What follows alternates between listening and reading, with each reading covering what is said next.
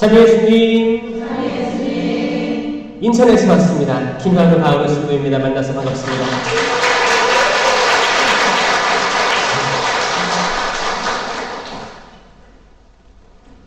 마곡 수명산 성당 반갑고, 그 밑에 내려가 보니까 이렇게 환영하는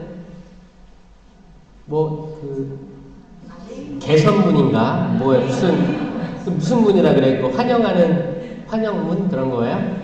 거기에 레인보우 신부님이라고 적혀 있어가지고 제가 보고 그 옆으로 들어가려고 하니까 어떤 봉사자께서 이 안으로 들어오셔야 된다고 해서 거기를 통해서 들어갔습니다. 감사합니다. 그걸 또 준비해 주셔가지고 또 감사해요. 세상에 얼마나 그렇게 바쁘신데 또 그걸 어떻게 만들었대. 정말 감사합니다. 그런 마음에 감동을 받는 것 같습니다. 제가 왜 레인보우 신부님인지 알아요? 아는 사람도 있고 모르는 사람도 있잖아요. 제 유튜브 채널 이름이 김신부의 레인보우예요. 그 레인보우는 어디서 왔어요? 창세기 9장 13절이 제 서품 서구입니다.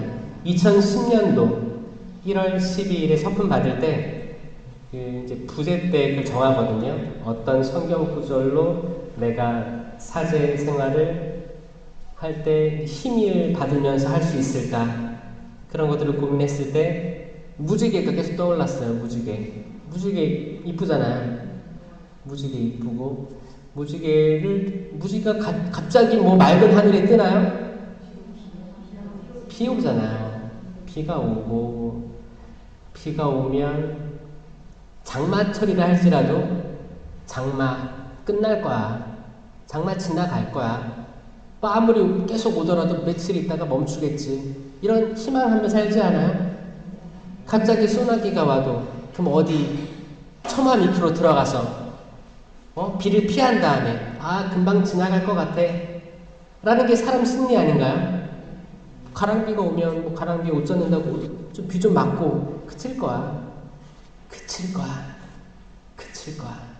이 그칠 거라는 희망으로 살아간다는 걸 전 알거든요. 모든 사람들이 각자 다양한 환경 안에서 항상 즐겁지만은 않을 거예요.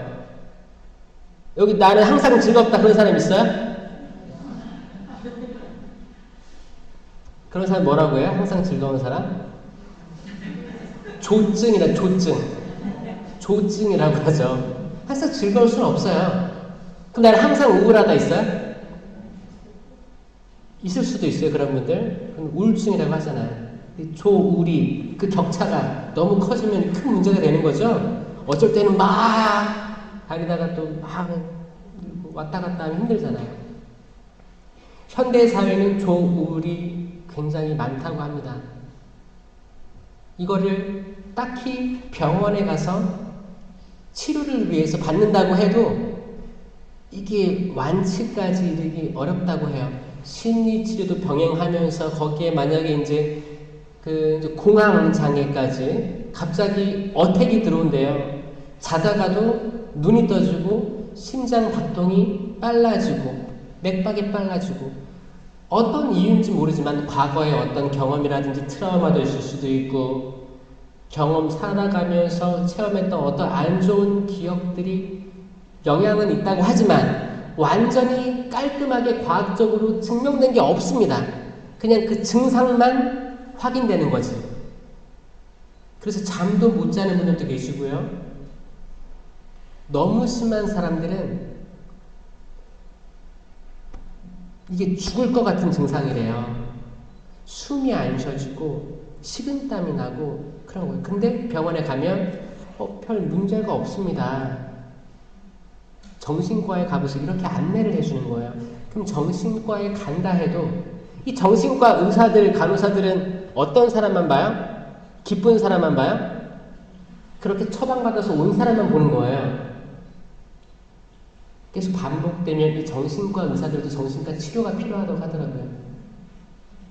듣지만 계속 여기에 감정이입 안 하려고 하는 거예요. 감정이입을 하면 그 좀 어둡거나 부정적인 생각들이 내가 감정이입을 하면, 공감을 하면 나도 옛날의 트라우마가 떠오를 수도 있는 거잖아요. 결국에는 약으로 잠재우는 것밖에 없는 거예요. 그러니까 현대 사회의 맹점입니다. 맹점이에요. 근데 그나마 그 약으로 해서 조금 잘 수 있다면 그 희망으로 가는 사람들이 많다는 거예요. 근데 이런 것들이 연구 결과에 이 뇌의 잘못된 인식으로 그렇게 된다는 게, 가능성이 있다는 게 나왔어요. 그거를 유식한 말로 뭐라고 하느냐? 편도체 과잉 활성화. 들어보셨어요? 반도체밖에 모르죠? 편도체라는 게 뇌에 있다는 거예요. 뇌에. 편도체가 있는데 이 편도체는 뭘 조절하느냐? 감정이 수십 가지 있다고 하죠? 근데 결국에 한 가지로 모아진대요. 의학적으로는. 불안. 이 불안이라는 감정에 세부적으로 뭐 슬픔, 기쁨, 뭐 두근거림, 다양하게 감정이, 분노부터 해서 다 있다는 거 세부화되면 불안입니다. 저는 현대 사회, 아니면 뭐 인류가 시작되면서 지금까지 살아오면서 이 불안과 싸우고 있고, 똑똑한 인류는 이 불안을 잠재우고 극복하기 위해서 노력하고 있다고 생각해요. 예수님이 오죽하면 불안해하지 마라, 두려워하지 마라, 이걸 계속 얘기하셔요. 사실 우리는 배를 타고 항해하는 과정인지도 모르겠어요. 노아의 방주가 그 창세기 9장에 나오잖아요. 8장 노아가 하느님 말씀 듣고 방주를 막 만듭니다. 방주 어떻게 만들어요? 3D 프린터로 쭉 만들어요. 손수 다 자르고 어떻게 하고, 그때 지금처럼 뭐 좋은 톱이라도 있겠어요? 겨우겨우 뚝딱뚝딱 뭐 이렇게 오랜 시간 동안 만드는 거예요. 이거 뭐 단 하루, 한 달 만든 게 아닙니다. 그리고 거기에 동물들이 들어가잖아요. 사람도 들어가야 되잖아요. 엄청 컸을 거라는 거예요. 그 방주를 만드는데 사람들이 지나가면서 뭐해, 이렇게 날씨 좋고 사람들 먹고 마시고 시집가고 장가가고, 똑같아요. 지금 똑같은 거예요. 일상생활을 살아가는데 노아는 뭔가를 만들고 있는 거야. 결국 다 만들었습니다. 다 만들고 비가 내리죠. 비가 40일 동안 내렸고 홍수가 40일 동안 지속되었습니다. 그때 그 홍수 속에 배가 떠다니고 있는 걸 상상해 보세요. 근데 이게 과거의 이야기가 아니고 지금 이야기라니까요. 지금 여러분들이 그 방주를 설계하고 있는 사람일 수 있어요. 이건 다 각자 시간 차이는 있어요. 여러분 가족을 위해서건 자기 스스로를 위해서건 물 위를 떠다니고 있습니다. 성모님 있죠? 성모님의 다른 이름은 바다의 별이신 성모님이에요. 들어보셨어요? 그래서 그 성화 같은 거 보면 성모님이 계시고 배가 있고 바다가 있고 저기 별이 큰 게 떠 있어요. 사실 저 인천에서 왔잖아요. 인천교구 주보성이는 바다의 별 성모님이거든요. 그래서 해양사목도 하고 있어요. 해양사목은 거기 항에 들어가서 외국인 선원들 돌봐주고 어려운 일 있으면 해결해주고 이런 거 하거든요. 이 해양사목이 이제 라틴어죠. 스텔라 마리스예요. 스텔라가 별이란 뜻이에요. 여기 스텔라 세례명 있어요? 혹시? 별이란 세례명이에요. 별. 마리스는 바다란 세례명이에요. 바다. 마리아죠. 마리아인데 마리스 하면 바다, 별이라는 겁니다. 그걸 보면서 저는 가만히 생각해보면 내 인생도 바다 위에 떠있는 배 같고 우리 모두가 다 항해자 같다라는 생각을 해요. 항해자는 어디에서 출발해서 어디로 가죠? 이동한단 말이에요. 이동. 우리 다 이동하며 살지 않아요? 이동한단 말이에요. 우리가 지금 땅을 걸어다니거나 자동차를 타서 그렇지 결국에는 이동하는 거예요. 여러분들은 어디서 태어났어요? 나는 여기 마곡 수명산 성당에서 태어났다 있어요? 나는 지방에서 태어났다. 난 서울에서 태어났다. 다양하죠? 그럼 서울에서 태어났으면 여기 마곡이 근처에 태어났다. 없죠? 그래, 토백이들 요즘 별로 없어요. 다 사람들은 이동합니다. 뭐를 위해서? 자녀들의 성공을 위해서, 이거 학군이 좋대. 이사 가야 돼. 갈 수도 있고, 부모님 따라서, 아니면 해외로 이민 갈 수도 있죠. 더 나은 삶을 위해서. 한국은 너무, 이게 자녀들이 키울 때 너무 경쟁이 심한 것 같아. 우리 멀리 떠나자 해서 멀리 떠나서 공부 걱정 안 하게. 가서 거기서 또 한국 교육열을 만들고 있어요. 그거 알아요? 저 호주에서 10년 있었잖아요. 저 그게 안타까웠어요. 분명히 애들 이제 자연을 많이 만나게 하고 공기 좋은 데서 애들 키우러 가고 거기서 행복하게 살려고 가고 또 거긴 밥 문화도 없어요.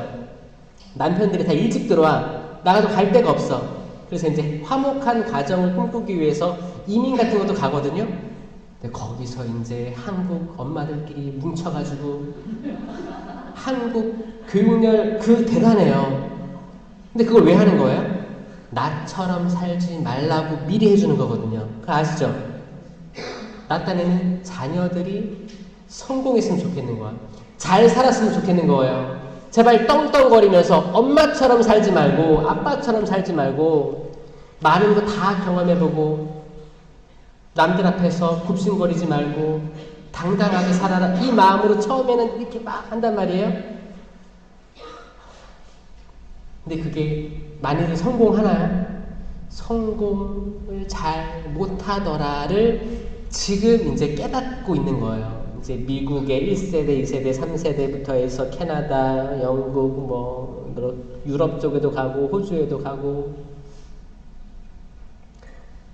자녀들은 잘 키웠어. 현지어를 잘해. 근데 부모님은 잘 못해. 그럼 애들이 점점 무시하기 시작합니다. 엄마 발음 이상해. 그리고 이제 그러면 이제 말이 안 통하고 애들이 무시하는 것 같아. 그러면 옛날에 트라우마가 떠올라요. 내가 누구 때문에 여기 왔는데. 지금 다 희생하면서 내 젊은 시절 한국에서 충분히 잘 살 수 있었는데 이민자들 대부분 중상층들이 많았어요. 뭔가 살 수 있어. 살 수 있는데 다 팔고 포기하고 가서 거기서는 여기서 갖고 있던 직장에 비해서 더 낮은 직책으로 갈 수밖에 없습니다. 청소를 한다든지 세탁소를 한다든지 여기서 회사 다녔다면 거기서는 그런 거 하면서 돈을 모아가지고 애들 교육을 위해서 더 나은 환경을 위해서 그렇게 했는데 애들이 엄마 말 잘 못하는 것 같아. 무시하고. 그리고 아직까지 한국 사람들이 한국에 대한 문화가 있잖아요. 이렇게 해야 돼, 이렇게 해야 돼, 이렇게 해야 돼. 다 너를 위해서 하는 거야. 이렇게 해야 돼. 그러면 This is not your business라고 해야 애들이. 비즈니스가 뭐예요? 사업이에요? 아니에요. 일이에요, 일. 이거 당신 일 아니야. This is not your business. 너 이렇게 해. This is not your business. My business. Don't touch. 그러면 어때요? 이놈의 자식들이 이거 뭐예요? 뱀 소리가 나오기 시작합니다. 이제 이놈의 새끼들이 내가 이렇게 희생해서 너희를 이렇게 키웠는데. 그리고 이제 이민 간 그 부부들은 한국에 있는 나이 드신 부모님이 또 떠올라요. 그러면 초대를 해요. 같이 살잖아요? 그분들이 영어를 할 수 있어요? 없어요? 없어요. 부모님들도 영어 발음이 현지인처럼 안 되기 때문에 애들한테 무시당하는데 할머니, 할아버지가 왔어. 그럼 할머니, 할아버지랑 이 자녀, 이 애기들 세대랑 말이 통할까요? 외롭습니다. 이 가족 안에서도 외로워요. 외로운 거를 사람이 외로우면 답답하고 힘들면 누군가한테 기대고 싶지 않나요? 기대고 싶은 거야. 근데 기댈 데가 없는 거예요. 이런 것들 많은 이민자 세대들이 많이들 공감한다고 해요. 저는 잠깐 그거를 어깨 너머로 보고 온 사람이에요. 많이 어렵게들 사시고 외롭게 사시고 늙음하게 가서는 다시 한국에서 돌아가시고 싶다는 생각도 가지신 분들이 많습니다. 그분들은 그렇게 이주민의 삶을 살아가고 있고 여러분들도 똑같아요. 여러분들도 어딘가에서 태어나서 내가 여기에 있으면 안 되겠다. 서울로 가야지. 저희 부모님도 아버지 어디에? 전라도, 어머니 경상도. 서울에서 만난 거예요. 각자 다른 뜻이 있었겠지. 각자 다른 뜻이 있었을 거예요. 그리고 서울에서 여기저기 이사 다니다가 결국 정착한 데는 인천이었단 말이에요. 또 이사 온 거예요. 근데 하느님께서 이거를 다 지켜보고 보호해주고 있었다면 믿으십니까? 여러분들이 어딘가에서 태어났고 어딘가로 이주하고 살아갔는데 하느님께서 한 번도 그 이동 거리를 놓친 적이 없다면 믿으시겠습니까? 그걸 우리는 뭐라고 해요? 섭리라고 하죠. 그럼 언제 그걸 깨달을 수 있느냐? 정신없이 바쁘면 사실 못 깨닫죠. 시간을 돌이켜 볼 만한 여유가 있을 때 이렇게 되려고 그렇게 다녔나 보다. 내가 이 사람 만나려고 이 지역에 왔나 보다. 내 이웃 사람들 만나려고 여기 왔나 보다. 이런 건 나중에 깨닫게 되는 거잖아요. 그러니까 우리가 함부로 얘기 못하는 게 뭐냐면 지금 내가 힘들어도 막 소나기가 내리는 것 같아. 우산이 없는 것 같아. 비 다 맞고 있는 것 같아. 왜 나한테만 이 먹구름이 따라다녀? 라고 할 수도 있어요. 근데 시간이 지나고 이때를 되돌아 봤을 때 그거를 이해하고 받아들이는 게 저는 행복, 진정한 행복, 은총이라고 생각합니다. 여러분들 과거의 그런 역사들을 나는 잘 이해하고 있어요? 그때는 내가 잘 이해 못했었는데 지금 돌이켜보니까 다 의미가 있었던 것 같아요 라고 믿는 사람들 있어요? 몇 분 계시죠? 있을 거예요. 나는 지금까지 내 삶을 다 부정하고 싶어요. 있어요? 그런 사람도 있을 수 있거든요. 있어요. 저도 제 삶을 부정하고 싶을 때가 있었거든요. 그 누구나 있을 수 있어요. 근데 그거를 나중에 이해하고 깨닫게 됐을 때 주님 당신께서는 정말 대단하십니다. 이런 걸 느끼는 이게 무슨 은사라고 해요? 경외의 은사라고 해요. 경외. 성령 칠은 있잖아요. 성령 칠은이 7개죠? 혹시 뭐 하나라도 아는 사람 있어요? 사실 우리가 세례와 견진으로 다 받았는데 성령 칠은 지혜, 지식 맞아요. 다 있어요. 제가 그래서 이거 헷갈릴까봐 동작으로 만들었잖아요. 자, 제가 이렇게 하라고 해서 이거 뭐예요? 지혜. 그쵸. 제가 동작하면 여러분 말씀해 보세요. 지혜. 이거 왜냐면 멀리 보는, 사람의 눈으로 보는 게 아니고 하느님의 지혜로 바라보고 싶은 그 능력이에요. 이건 뭐예요? 지식의 은사가지, 지식. 이건 하느님에 대한 지식이에요. 성경을 통해서 지식이 쌓이거든요. 그 다음에 이해. 맞습니다. 듣고 이해하는 거죠. 이게 의견이 왜 이렇게 하냐면 나와 남의 의견이 다르죠. 나와 남편의 의견이 달라요. 나와 자녀들 부모님과의 의견이 다릅니다. 그리고 나와 하느님의 의견이 다를 때가 있어요. 그때 하느님 편 드는 거예요. 내 의견을 낮추는 거예요. 내가 만약에 나와 남편과 의견이 달라. 그때 보니까 남편의 의견이 하느님 뜻이 좀 맞는 것 같아. 나는 약간 지금 땡깡 부리는 것 같아. 그럼 나를 내려놓는 거죠. 그럴 수 있게 하는 은사가 의견의 은사예요. 나와 자녀가 항상 부모가 옳을 수 없습니다. 때론 자녀들이 맞는 말 할 때 있어요. 근데 내가 자존심 때문에 그냥 억누르려고 할 때가 있어요. 그게 아니고 의견에 은사가 있는 분들은 그래 너 말이 맞는 것 같다. 엄마가 볼 때 너 말이 맞는 것 같아. 미안해. 의견이에요. 여기가 더 하느님 뜻에 맞는 것 같으면 지금 하느님, 지금 예수님, 지금 성령님이 여기 계시다면 어떻게 생각하실까? 나는 과연 맑은 정신으로 말하고 맑은 정신으로 판단하는가? 그렇지 않을 때가 많잖아요. 사람 바이오 리듬 있죠? 다 리듬이 틀려요. 여성들도 이렇게 리듬이 이렇게 있고 남성들도 있어요, 없어요? 없어요? 있습니다. 남성들이 있습니다. 있어요. 모든 사람이 리듬이 있어요. 자기만의 리듬이 있는 거예요. 리듬이 있어요. 저도 계속 돌이켜보면 신학교 생활을 할 때 느낀 거예요. 왜 내가 어쩔 땐 되게 이성적이에요. 근데 어쩔 때는 굉장히 감정적이고 무너져. 근데 난 때론 계속 이성적이고 싶어, 합리적이고 싶은 거예요. 근데 이게 안 될 때가 있어요. 잘 보니까 이게 이렇게 리듬이 이렇게 있는데 올라갈 때는 여기는 좋은 쪽이에요. 합리적이고 이성적이에요. 근데 이렇게 딱 내려오잖아요. 그러면 합리, 이성, 개나 줘버려. 난 지금 나 건들지 마. 이런 때가 있더라고요. 근데 이거를 제가 나만 그런가 보고 찬찬히 봤어요. 제 동기들 보고. 그러니까 다들 나름대로의 리듬들이 있더라고요. 항상 내려가진 않고 항상 올라가진 않는데 이게 있는 거예요.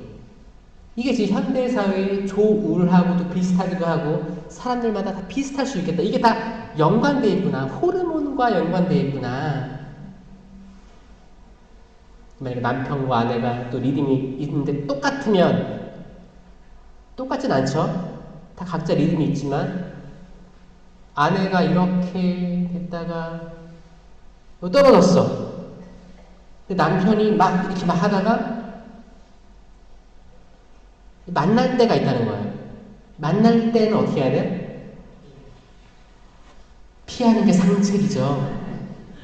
도망가세요. 도망가셔야 됩니다. 여러분들 불타는 집에서 도망가야 됩니다. 짐 챙기고 있으면 안 돼요. 도망가야 돼요. 적당히 챙기고 도망가야 돼. 그쵸? 도망가야 됩니다. 자, 자녀들과의 관계도 마찬가지죠. 여러분들 자녀들의 리듬을 파악할 거예요.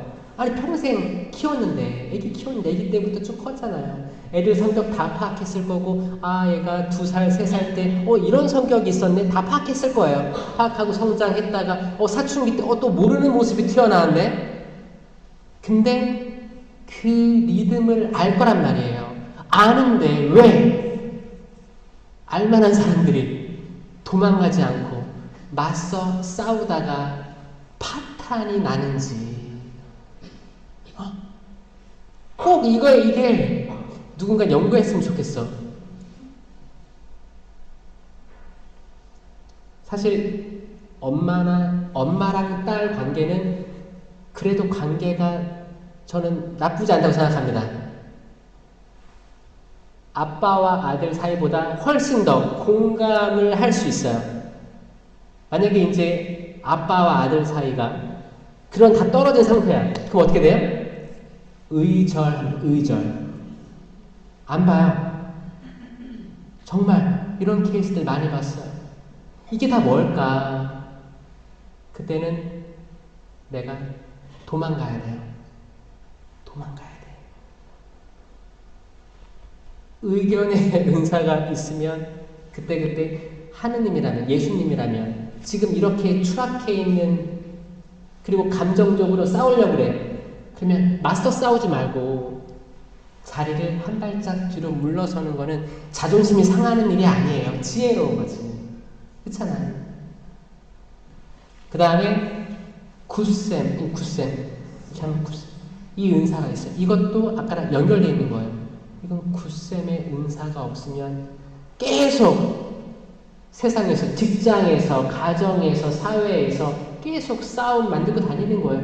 내가 물러날 줄 아는 게 더 용기 있는 사람이잖아요.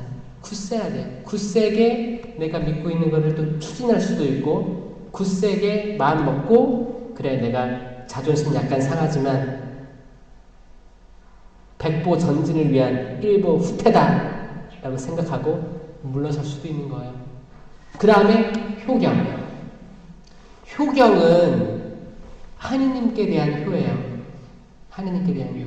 그런데 어떻게 눈에 보이는 부모에게 효를 다하지 않는데, 눈에 보이는 부모에게 효를 다하지 않는데 어떻게 눈에 보이지 않는 하느님께 효를 다하겠느냐.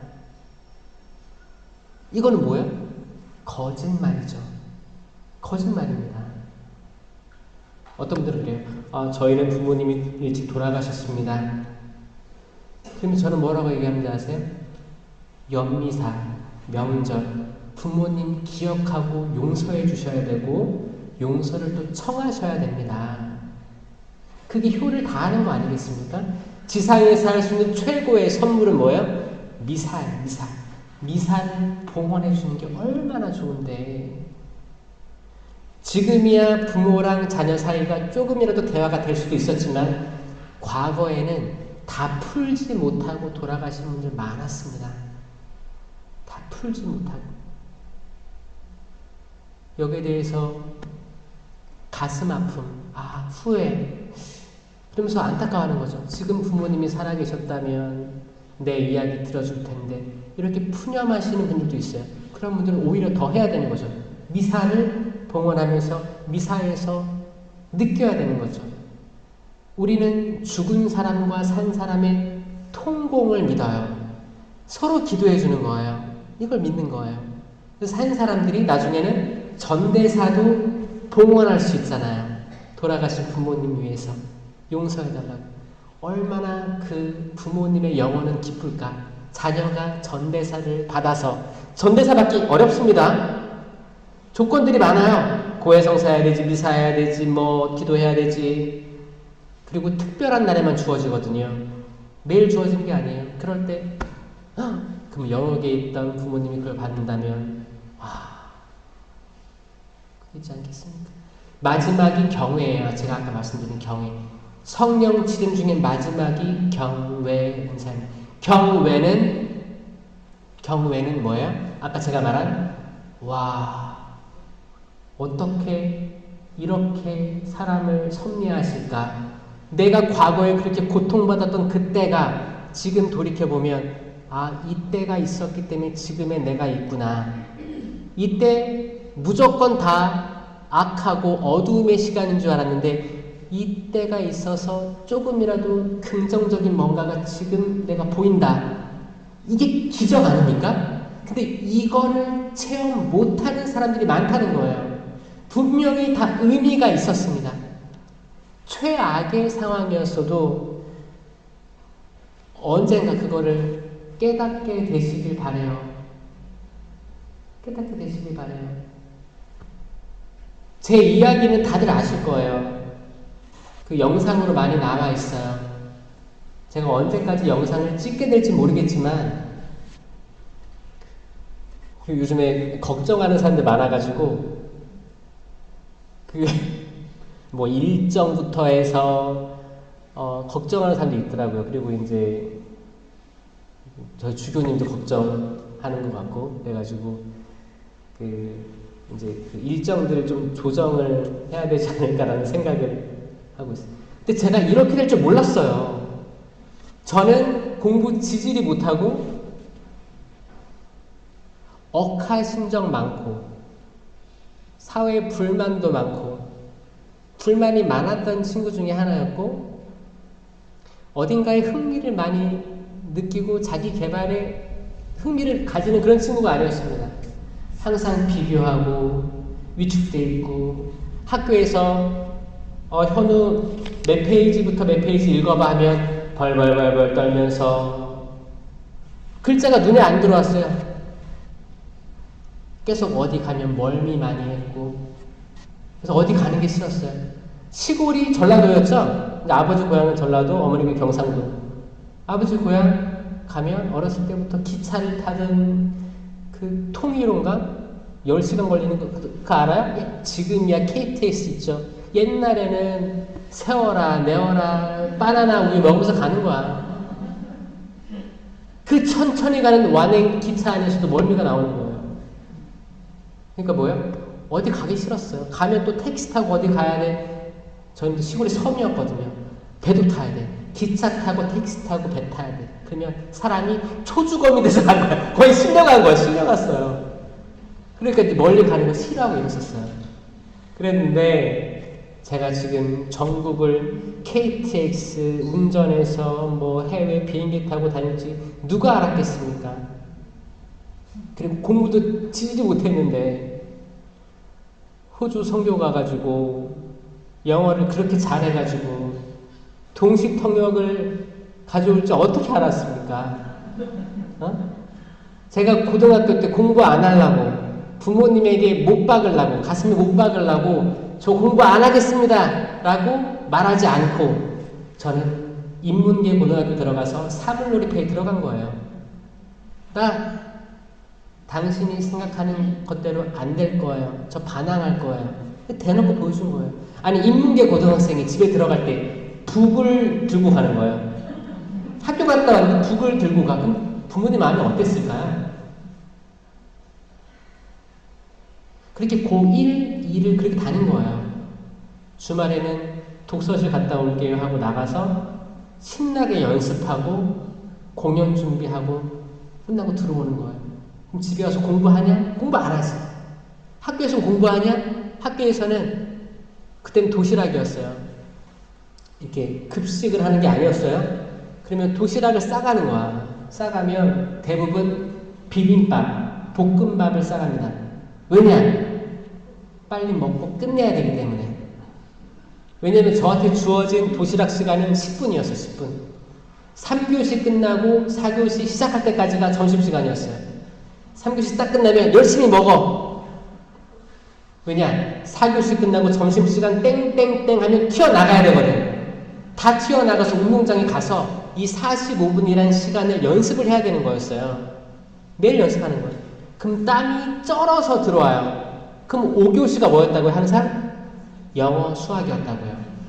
그럼 저는 엎드려 잤어요. 교실 맨 뒤에 앉아서 엎드려 잤어요. 피곤하기도 하고 힘들기도 하고 지금 이 진도를 잘 건너뛰어야 되는데 진도를 모르니까 안 들어오는 거예요. 수포자, 영포자였습니다. 그러니까 영어 성적 제가 뭐라고 했어요? D, 양. 그 다시 양이었어요, 양이었어요, 그래서 양. 근데 그런 제가 신학교 들어가서 신학교 때 뭐 턱걸이 한 거죠. 턱걸이 했는데 하느님이 신기하신 게 뭐냐면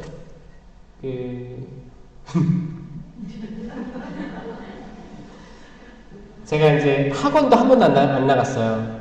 왜냐면 학원 보내달라는 염치는 없었어. 가고 싶지도 않았고, 그리고 이제 넉넉한 형편도 아니었어요. 제가 이제 고등학교 2학년 때 딱 마침 졸업 공연을 해요.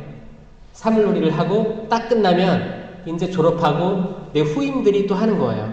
그러면 고3 때는 안 건드려요. 고3 때는 이제 사물놀이 안 합니다.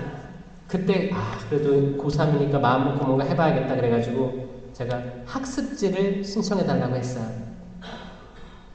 왜 그랬냐면 그때 부모님이 제 졸업 공연에 오셨거든요. 아버지가 엄청 싫어했을 텐데 그래도 이거 한 번 하고 끝낸다고 하니까, 그리고 공부한다고 하니까 졸업 공연에 오셔서 이렇게 자리를 지키시는 거 모습 보고 공부해야겠다라는 생각하고 고3 올라가면서 학습지를 신청을 딱 해서 했는데 수능 점수가 몇 점 올랐는지 알아요? 그다음 140점이 오른 거예요. 그래서 턱걸이로 들어간 거예요. 그나마 그거에서 들어간 거예요. 신학교에 들어가가지고 여전히 영어는 못하지. D였어요. 계속 D. 양 많았어요. 그래서 나는 영어랑은 상관없다.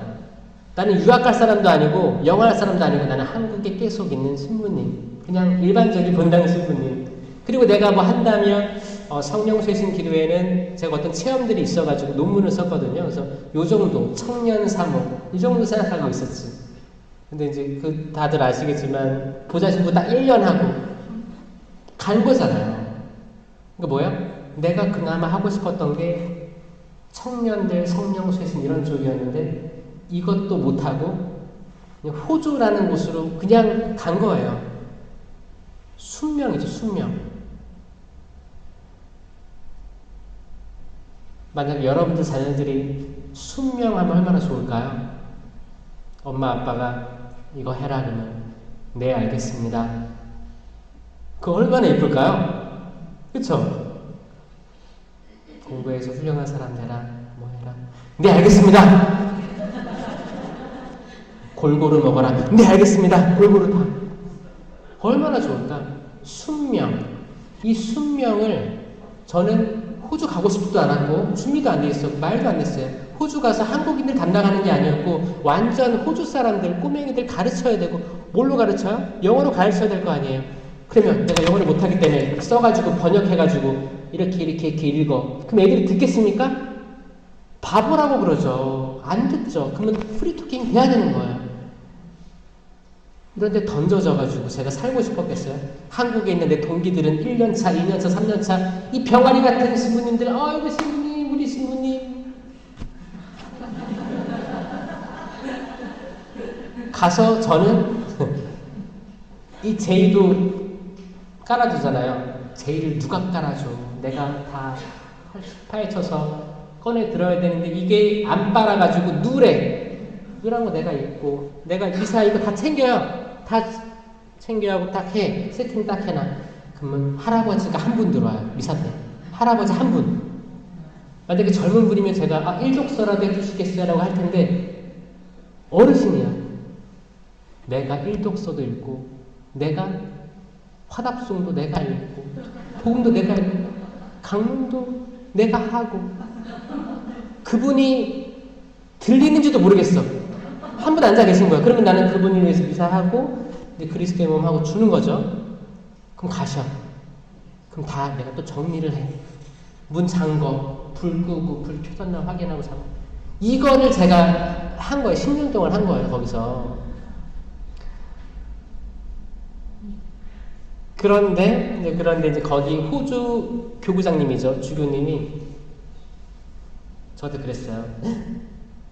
너처럼 언어를 잘하는 외국 친구를 처음 봤다는 거예요. 그러면서 더 공부하고 싶은 거 있네요. 저 공부하고 싶습니다. 번역, 통역 공부하고 싶습니다. 그러니까 학원을 끊어주는 거예요. 학원 비쌌거든요. 6개월짜리 끊어주는 거예요. 그래서 나티라는 거예요. 나티.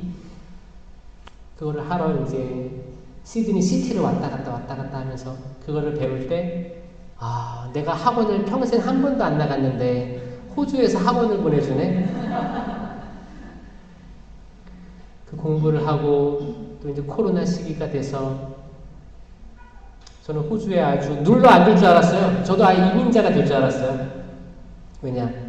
한국에서 날 보냈는데 한국에선 별로 연락이 없는 거예요. 까먹은 것 같아요. 나 거기 살아가고 있는데 호주 주교님이 저를 이뻐하고 호주 신부님들이 저를 형제로 받아들이고 하니까 처음엔 어려웠지. 나중에 한 8년 9년 되니까 받아들여 주는 거예요. 즐거웠어요. 근데 코로나가 터진 거지. 코로나가 2019년, 2020년 제가 젊은 신부였어요. 호주에서. 호주는 다 할아버지 신부님들밖에 없습니다. 성소자가 없으니까 오죽하면 주교회의에 편지를 써가지고 젊은 신부들 보내달라고 요청한 거예요. 그때 뭐 인도, 필리핀, 뭐 이렇게 베트남, 한국에서 간 거죠. 거기서는 다 제가 쭉 눌러 앉길 바랬어요. 영주권 따고 시민권 따고 이렇게 바란 거예요. 근데 기가 막히게 10년 차쯤 되니까 주교님이 들어오래요. 제가 호주 갈 때도 가기 싫었는데 알겠습니다. 갔잖아요. 들어올 때도 사실 오기 싫었어요. 오기 싫은데 네, 알겠습니다. 순명해야 되니까. 왔어요. 제일 눈에 밟혔던 건 뭐였냐면 거기에 있는 친하게 지냈던 어르신들이 있거든요. 할아버지, 할머니들. 그분들의 장례 때 내가 없을 거라는 생각이 좀 가슴 아팠지만 그래도 순명하면 뭔가 답변이 있겠지. 하느님께서 알아주시니까. 그거를 믿고 순명하고 들어온 거예요. 들어오니까 어떻게 해요? 바로 자가격리. 그때가 2020년 12월이었어요. 12월. 그때는 미사가 영상 찍는 5명만 남기고 못 오는 상태였던 거예요. 성당이. 그때가 기억해요. 그 성탄절. 그 2020년 겨울 성탄절은 5명, 촬영자, 집전자 5명만 허락해주고 다 문 잠가버렸어요. 자가격리했어요. 자가격리하니까 정부에서 이거 박스 줘가지고 거기서 햇반 먹고 그리고 나와가지고 이제 지금 교구청에 있는 거죠. 교구청에 있으면서 외국인 담당하다 보니까 영어 미사를 매주 해야 돼요. 이 필리핀 사람 대상으로. 그러니까 또 감사하더라고요. 그나마 본당은 못 나갔지만 그나마 제가 살던 것과 지금이 괴리감이 없게끔 만들어 주신 거예요. 영어 미사 하면서 생활을 하고 있죠. 그때는 괴로웠어요. 그 당시는. 근데 돌이켜 보면 내가 살아왔던 그 순간들이 의미가 있었다라고 생각하는 거죠. 저는 고등학교 때 싸움도 좀 자주 연루가 됐었어요. 그때는 머리 막 올백으로 세우고 무스 발라가지고 좀 이렇게 지금은 약간 훈남 입어 보이나요? 저는 그때 제가 중학교 고등학교 때 시절을 보면 정말 사회 불만이 많은 그런 이미지였거든요. 올백을 어떤지 알아요? 머리를 쭉 세워. 한 7cm 돼. 제 이마도 넓거든요. 딱 세우면은. 그리고 북 치는 거야. 이렇게 북을 치는 거예요. 그럼 뭐야? 나 건드리지 말라. 이렇게 하는 거야. 사회 불만이 많은. 그때 이제 북체가 이렇게 길어요. 이걸 돌리면서 다니는 거야. 나 건들지 말라고. 거기에 이제 싸움 잘하는 애들, 괴롭히는 애들 있죠? 그런 친구들이 있으면 저는 그 괴롭히는 친구들을 좀 이렇게 혼내려고 하는, 또 그나마 또 정의가 좀 있는 그런 쪽에서 그런 것들을 했습니다. 근데 이게 하느님 눈에는 좋지 않은 거죠. 제가 이제 축구를 하다가 겨울에 거기 잔디밭 아니고 흙바닥 축구하다가 부딪혀가지고 붕 떠서 떨어져요. 그리고 이제 오른팔을 짚습니다, 땅에. 그리고 빠각하더니 탈골이 된 거예요, 탈골. 그때 탈골 게 습관성 탈골로 있는 거예요. 그러니까 더 이상 주먹을 써요, 못 써요? 못 써요. 그땐 괴로웠어요. 근데 시간이 지나고 신학생 돼 보니까 내가 오른팔로 했던 잘못된 일들이 그때 떠오르는 거죠. 그때 그 경험이 아니었으면 나를, 내 기세를, 의지를 꺾지 못하셨겠나 보다. 받아들이는 거죠. 나의 과거가 항상 좋은 일만 있지는 않잖아요. 근데 다 팩트잖아요. 이런 일들이 있어 왔잖아요. 이거를 받아들이는 게, 그리고 의미가 있었구나. 하느님이 나를 돌보아 주셨구나. 이끌어 주셨구나. 를 깨닫는 게 행복이라는 거죠. 진짜 행복이에요. 그냥 1박 2일 코미디 이런 거 보면서 웃고 끝나는 거예요. 그건 행복하지 않은 겁니다. 그건 진짜 기쁨이 아니에요. 진짜 기쁨은 성령께서 내 삶을 이해하고 가족과 화해하게 하고 내가 나와 화해하게 해주는 게 진짜 기쁨과 평화를 누리게 되는 거죠. 아멘? 아멘. 믿으십니까? 아멘. 여러분들도 각자의 이야기가 있을 거예요. 그 이야기는 제가 몰라요. 여러분만 알아요. 여러분만 아는 이야기들이 있을 거예요. 그 이야기에서 하느님이 단 한순간도 떠나지 않았다. 너희 어미가 너를 버릴지라도 내가 너를 잊지 않는다. 이게 하느님 마음이거든요. 이게 얼마나 따뜻한 말씀이에요. 지금 세상에서 어머니가 자녀 버릴 때 있어요, 없어요? 그런 뉴스들 볼 때 있죠? 그럴 수 있다는 거예요.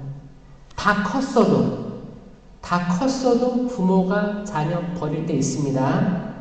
또 자녀가 부모 버릴 때 있습니다. 이제 그만 만나. 나 다 한 것 같아. 내 할 거 다 했어. 엄마 알아서 살아. 아빠 알아서 연락하지 마. 부담돼. 힘들어. 다양한 이유들이 있겠지. 근데 지금도 일어나고 있는 거예요. 팩트예요. 이게 사실이에요. 그런데 하느님은 여러분들을 버리지 않는다는 거예요. 이게 신앙이에요. 우리들 부모님 자녀 사이에서 진짜 저희들 기대가 참 많습니다. 기대가 많아요. 자녀들에게 기대가 많고 부모에게 기대가 많고 내 배우자한테 기대가 있습니다. 나 스스로한테도 기대가 있는 거예요. 근데 이 기대가 항상 충족돼요? 충족될 리 없습니다. 아무리 먹어도 배고플 거예요. 아무리 마셔도 목마를 거고. 왜 번화가에 젊은이들이 번쩍번쩍 이러는데 기웃대는지 아세요? 뭐 먹을 거 없나? 마실 거 없나? 더 육적으로 채울 거 없나? 정신적으로 채워줄 거 없나? 기웃. 근데 평생 목마를 거예요. 육적인 것 때문에. 하지만 내가 주는 물을 마시는 이는 영원히 목마르지 않을 것이다. 아멘? 이게 예수님이 주려고 했던 거예요. 십자가상에서 요한한테 제자들 다 도망가고 요한 한 명 남았습니다. 제자들 중에 요한이 남아있었는데 어머니도 있었죠. 마리아도 있었죠. 어머니, 이 사람이 어머니 아들입니다. 요한아, 이분이 내 어머니이시다. 이게 유언이었어요. 유언. 예수님의 지상에서의 마지막 유언이었습니다. 그때부터 그 제자는 성모님을 자기 집에 모십니다. 그렇죠? 그럼 우리가 어머니 마리아를 공경해야 돼요? 안 해야 돼요? 해야 됩니다. 해야 돼. 마땅히 해야 돼. 이거 예수님의 유언인데. 아니, 내가 평생 안 보고 살던 뭐 아버지가 돌아가셨어. 어머니가 돌아가셨어. 근데 평생 안 봤어. 어떤 상처로. 평생 나물로 살다가 연락이 온 거야. 누구누구 되시죠? 지금 이제 하나밖에 없는 피부친데 조부께서 뭐 부친께서 돌아가셨습니다. 장례 상주가 필요합니다. 갔어. 근데 거기만 편지가 나왔어. 내 재산은 어떻게 했으면 좋겠고 뭐 유언이 있을 거 아니에요. 혹시 모를. 그러면 이 자녀가 평생 안 보고 남남으로 살았는데 이 말도 무시할 것 같아요? 들어줍니다. 들어줘요. 심지어 평생 안 보고 살았던 자녀도 이걸 들어주는데 아니, 예수님이 예수 그리스도가 십자가에서 돌아가시면서 한 말을 우리가 들어야 돼? 안 들어야 돼요? 들어야 됩니다. 당당히 개신교 신자들에게 마리아, 성모님, 우리 집으로 모셔야 된다라고 이야기할 수 있어야 돼요. 왜냐? 예수님께서 요한에게 이분이 내 어머니시다라고 하셨기 때문에. 그래서 우리는 설령 세상의 부모님이 나를 버릴지언정 우리에게는 어머니 마리아가 있는 거예요. 그리고 하느님 아버지가 있는 거예요. 우리가 세상의 가족들이 맺어진 유교적인 전통들 있잖아요. 뭐 해야만 돼, 하지 않으면 불효야. 이런 것들로부터 얼마나 상처가 많습니까? 근데 난 진정한 아버지, 진정한 어머니가 영적으로 계시다면 육적인 부모님들께 하는 거 별 문제가 안 된다는 거예요. 근데 내가 눈에 보이는 분들에게 강박을 갖고 살면 결국에 이게 투영돼가지고 내 하느님 아버지, 어머니 마리아가 친하게 다가오지 않는 거예요. 내가 육적인 아버지 너무 싫어해. 아버지 무서워, 공포스러워. 그럼 하느님 아버지께 기도하는 주님의 기도할 때 공포감이 느껴진다는 거죠. 우리가 회복해야 될 건 뭐예요? 우선적으로 눈에 보이진 않지만 내 아버지, 내 어머니가 영적으로 설령 세상이 나를 등진다 해도 그분들은 나를 계속 평생 나에게 기대라, 내 자녀야 라고 한다는 거에 대한 감동입니다. 그걸로 인해서 우리는 비를 피할 수 있어요. 비가 와도 다 젖었어. 홀딱 젖었어. 소나기에 와가지고 에이, 또 그칠 거야 라고 희망할 수 있게 된다는 거예요. 수많은 말들을 들을 거예요. 남편이나 아내나 자식이나 부모에게, 또 형제 자매, 아니면 사회적, 이 직장에 나가가지고 일터에 나가가지고 불합리하게 계속 말을 들을 거예요. 욕도 먹을 거예요. 오해도 살 거예요. 이런 것들은 다 비 내리는 거예요.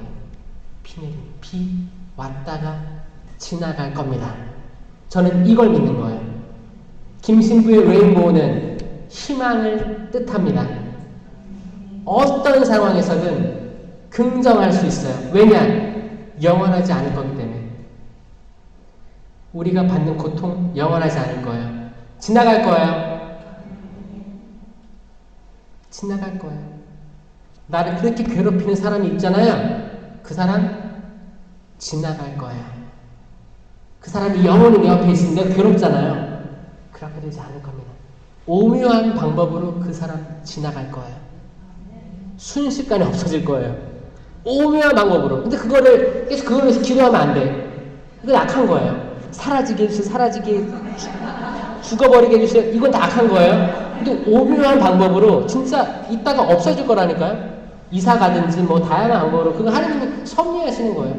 비는 지나갈 겁니다. 그런데 내가 기쁘고 만족스럽고 행복한 것도 지나갈 거예요. 영광스러운 순간도 지나갈 거예요. 그 솔로몬이 차고 있다는 반지에 쓰여 있다고 하잖아요. 그 탈무드인가 거기서 지혜의 왕이라고 하는 솔로몬이 이 또한 다 지나갈 거다. 슬픔이든 반대로 기쁨이든 마찬가지예요. 이 지혜예요. 기쁜 것도 지나갈 겁니다. 애기 낳았어. 진짜 7년 동안 고생해서 애기가 생겼어. 애기 낳았어. 엄청 기쁘죠? 기뻐, 이뻐. 0세, 1세, 2세, 너무 이뻐. 3세부터 약간 거짓말을 하려고 하나? 4세? 이제 기저귀를 떼니까 이제 성격들이 나오기 시작하고 까불까불 하기도 하고 뭐 하여튼 그래, 그래도 이뻐. 그래, 그럴 수 있어. 쭉쭉쭉. 사춘기 때 나가서 북 들고 다녀. 북채 돌고 다녀. 나지마. 그래, 그리고 내가 원하는 대로 안 살아. 이쁜 것도 지나갈 거예요. 근데 그렇게 방황하는 것도 지나갈 거라는 거예요. 다 지나갈 거니까 지나갈 것들에 마음 담지 마십시오. 성령은 자유로우셔요. 자유롭고 열매들을 맺게 해주고 싶어 하세요. 사랑, 기쁨, 평화. 제가 동작으로 했잖아요. 사랑, 기쁨, 평화, 인내, 친절, 선행, 성실, 온유, 절제, 이 9가지 성령의 열매를 주렁주렁 맺게 해주고 싶은 거예요. 여기에는 분노, 질투, 시기, 교만 이런 악의 열매들이 아닙니다. 성령의 열매는 다 긍정적인 열매들이에요. 이거를 우리가 미사 때 성체를 영하잖아요. 이 성체를 바로 인식한 사람들이 이 열매를 성령으로 인해서 맺을 수가 있게 되는 거예요. 엠마오의 제자들이 눈이 가려워져 있었어요. 예수님 걷고 있는데 예수님이 너네 어디 가니? 아니 이 사람은 지금 예루살렘에서 나오고 있으면서 여기서 생긴 어마어마한 일을 모른단 말이야? 그러니까 얘기해줬지.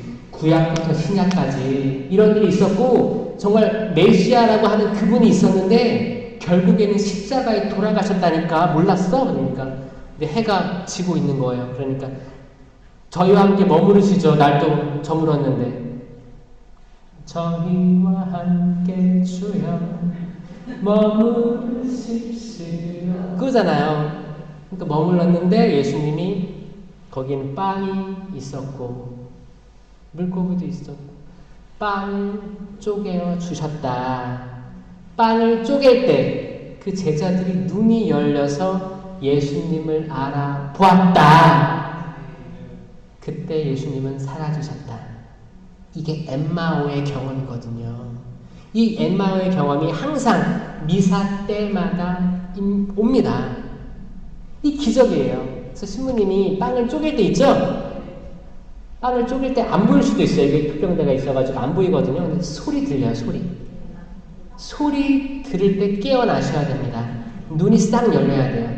왜냐면 우리가 너무 바빠가지고 미사도 분심 있게 할 때도 있거든요. 괜찮아요. 분심 있게 해도 돼요. 그럴 수도 있어. 근데 빵을 쪼개는 소리 들으면 깨어나셔야 됩니다. 아, 생명이 십자가에서 돌아가신 예수님이 지금 나에게 눈에 보이는 재병으로 오시는구나. 생명이 오시는구나. 생명나무의 열매가 오시는구나. 그럼 난 이 생명을 먹고 생명으로 변화돼야지. 그리고 내가 집에 가서 생명이 되어줘야지. 내 부모님께, 내 자녀들에게, 내 남편, 아내에게 생명이 되려고 노력해야지. 라는 다짐을 하고 가는 게 이 미사 왔다 가는 거거든요. 근데 성체를 좀 그리스도의 몸, 아멘. 딱 나가가지고 집에 가서 설거지가 안 돼 있으면 승들이 막 뻗치는 거야. 뭔지 모를 힘이 솟아올라. 이걸 어떻게 해? 다 쏟아 부어. 누군가한테. 괜히 짜증나니까 쏟아 부어요. 이게 생명이에요? 아니라는 거죠. 어떻게 그러면 설거지가 쌓여있어. 집에 딱 들어갔어. 설거지 안 했네. 내가 하지 뭐. 아들 방 딱 열었어. 문 잠겨있어. 이놈의 새끼만! 아, 문 잠겨있구나. 프라이버시가 있지. 자, 내적 평화를 유지하는 게 굉장히 중요한 거예요. 이 평화는 열매입니다, 열매. 이거를 흐트러뜨리려고 악은 계속 찌를 거예요. 야, 너 지금 좀 화내야 돼. 야, 자식들이 말 안 듣잖아. 한번 뒤집어 엎어. 계속 찌를 거예요. 여기로부터 극복되시기 바랍니다. 성체의 힘으로 우리는 생명의 열매가 들어오고 생명이 돼서 이웃들에게, 가족들에게 우선적으로 내어주길 바랍니다. 꼭 그렇게 되는 우리 마곡 수명산 신자 여러분, 아니면 혹은 다른 데서 오신 분들, 모든 분들이 그랬으면 좋겠습니다. 아멘.